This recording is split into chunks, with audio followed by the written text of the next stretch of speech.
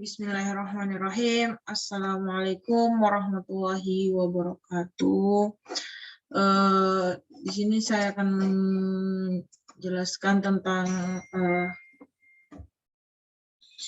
hasil responsi saya. Pertama di sini ada use case. Di sini ada use case.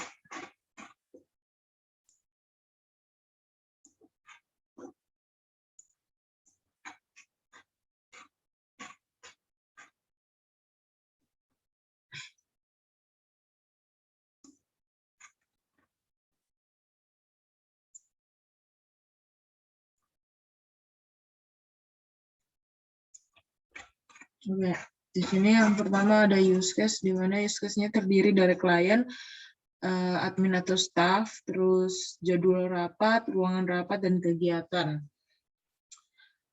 Pada kelas diagram ini gunakan sebuah diagram untuk memodelkan kelas-kelas dari relasinya. Kelas diagram dengan studi kasus penjadwalan rapat terdapat kelas diagram klien, staff atau admin, jadwal rapat, ruangan, kegiatan. Terus di mana dalam klien ini terdapat ID klien, nama klien, kegiatan yang akan dilakukan oleh klien, kode kegiatan. Terus di sini ada admin staff, di mana terdapat ID admin, nama admin, sama password. Terus di bagian jadwal rapat terdapat ID rapat, ID kegiatan, nama kegiatan, tanggal rapat, waktu rapat, ruangan rapat, lokasi rapat, dan keterangan. Terus pada ruangan ini terdapat ID ruangan, nama ruangan, lokasi rapat. Terus di sini kegiatan terdiri dari ID kegiatan, nama kegiatan, dan waktu kegiatan.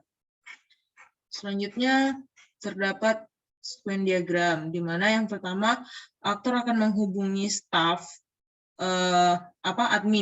klien akan menghubungi staff, terus atau admin, terus staff akan login ke server, ke sistem. Jadi yang login itu hanya ada staff kantor itu sendiri. Jadi klien tidak bisa login ke dalam web ini. Jadi admin yang login ke server, terus admin mengecek jadwal rapat yang telah ada, habis itu server akan mengembalikan atau mengeluarkan jadwal rapat, terus admin atau staff mengatur jadwal rapat. Nah, jika jadwal rapat sudah keluar, maka nanti klien akan melihat jadwal rapat itu dan akan mengatur jadwalnya, kapan dia bisa ambil waktu kosong atau waktu yang belum ada, diatur oleh staff, dan staff akan memberitahukan ke manajer atau CEO untuk melakukan kegiatan rapat tersebut.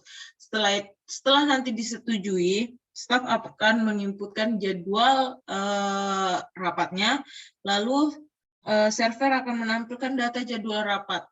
Jadi setelah diinputkan, nanti server akan menampilkan jadwal rapatnya, di mana nanti akan klien admin akan menginputkan juga lokasi dan waktu, terus habis itu server akan mengeluarkannya dan akan ditampilkan ke staff apabila staff akan menampilkan ke klien. Apabila nanti itu telah disetujui oleh klien, maka rapat bisa dilaksanakan. Setelah itu, apabila nanti klien ingin membatalkan, nanti klien menghubungi admin atau staff lagi dan membatalkan, dan staff akan menyampaikan pembatalan tersebut ke manajer CEO.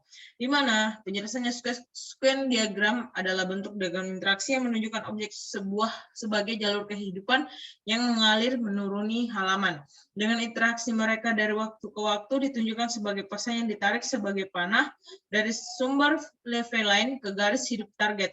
Pada sequence diagram dengan studi kasus aplikasi penjadwalan rapat yang menggunakan event line aktor, admin atau staff, server, CEO, manager. Selanjutnya di sini terdapat VR.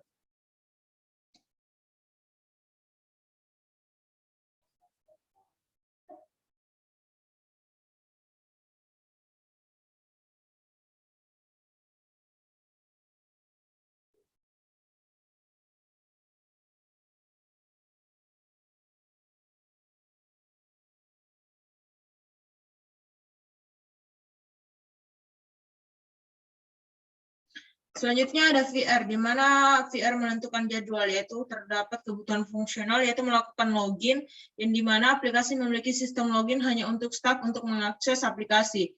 Terus yang kedua, menampilkan jadwal rapat, admin akan menampilkan jadwal rapat untuk dilihat klien. Terus menginputkan jadwal rapat, di mana admin akan menginputkan jadwal rapat jika jadwal tersebut telah disepakati antara klien dan CEO. Yang keempat, pembatalan jadwal rapat. Klien maupun CEO dapat melakukan pembatalan jadwal rapat. Yang kelima, mengatur lokasi dan waktu rapat, di mana staf akan mengatur waktu dan lokasi rapat. Terus yang keenam, menampilkan agenda rapat kantor. Aplikasi ini akan menampilkan agenda kantor untuk melihat kegiatan kantor beberapa waktu ke depan. Yang ketujuh, menampilkan ruangan yang ada di kantor. Aplikasi ini akan menampilkan ruangan yang ada di kantor, dan ketika diklik ruangannya akan menampilkan keterangan terpakai atau tidak. Selanjutnya ada desain interface, di mana desain ini adalah menu login, terus aplikasi jadwal rapat yang terdiri dari home, jadwal rapat, terus menginputkan jadwal rapat, terus di sini ada pembatalan jadwal rapat, ruangan kantor, dan kegiatan kantor. Ini adalah jadwal rapat. Jika nanti mengklik jadwal rapat, maka akan muncul kegiatan rapat perusahaan. Misalnya di sini ada rapat dengan beberapa PT dengan tanggal rapatnya, waktu rapat, ruangan rapat, lokasi rapat, dan keterangannya apakah sudah terlaksana atau belum. Bila ada perubahan jadwal, mohon konfirmasi ke CEO. Terus balik ke home. Nah, di sini ada input jadwal rapat, di mana nanti kita akan menginputkan nama kegiatan rapatnya, misalnya rapat kerjasama, rapat pembahasan proyek apa, dan segala macam. Terus nanti di sini ada tanggal rapatnya, waktu rapat, ruangan yang akan digunakan, dan menginputkan lokasi rapat. Terus ada oke jika nanti telah diinputkan semua, dan batal. Terus di sini ada pembatalan jadwal rapat, misalnya rapat kerjasama dengan PT Makmur Jaya. Itu nanti di sini ada pemindahan jadwal rapat ataupun rapatnya dibatalkan. Terus ya ada beberapa PT lah. Nanti kalau misalnya udah, misalnya batal, oke, maka itu jadwal rapatnya akan batal. Selanjutnya ada penampilan ruangan kantor. Nah, di sini misalnya ada ruangan kerja CEO. Misalnya, ruangan ini mau dipakai buat rapat. Misalnya ruangan CEO mau dipakai buat rapat. Kita lihat dulu tanggal sekian apakah ruangan ini terpakai atau tidak. Selanjutnya ada agenda rapat kantor. Jadi di sini bisa dilihat, oh tanggal segini, misalnya ini diklik, ini tanggal segini rapat dengan ini, rapat dengan ini, rapat dengan ini. Mungkin selanjutnya kita ke UCP-nya. Ya, di sini di UCP-nya itu ada yang pertama, slide perkenaan nama Sulastriani, NIM 231, judul proyek penjadwalan rapat. Terus use case-nya itu terdiri Avengers, terdiri aktor. Sebelumnya maaf, aktor. Di sini aktor terdiri, saya memilih kompleks di mana klien aktornya itu terdiri dari 3, yaitu klien, staff, dan CEO-nya. Di mana terdiri dari 3 dengan kalkulat AW-nya 9. Terus use case-nya di sini saya memilih Avenger atau number of use case-nya 6, di mana jumlah di mana di sini ada keterangannya dibilah 4 sampai 7 transaction. Nah, di sini ada sekitar 6 transaction, yaitu login, lihat jadwal rapat, daftar jadwal rapat, pembatalan jadwal rapat, ruangan kantor, dan agenda kantor. Selanjutnya di teknikalnya. Nah, dalam teknikal ini ada beberapa yang menghasilkan kalkulator teknikal atau TCV-nya itu 0,835 dan environnya itu dihasilkan dengan 0,86.